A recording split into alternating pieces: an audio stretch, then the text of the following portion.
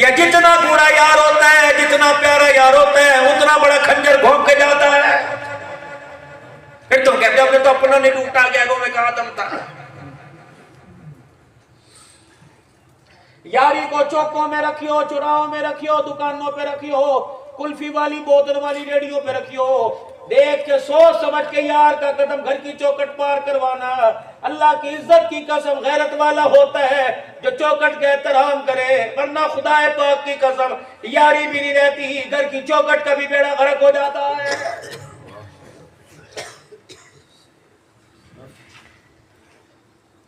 फरमाया लोगों, यार बनाना, यार के अंदर 3 सलाहियत हो, यार के अंदर 3 सलाहियत हो। उससे हाथ बढ़ाने में, यारी लगाने में देर न करना।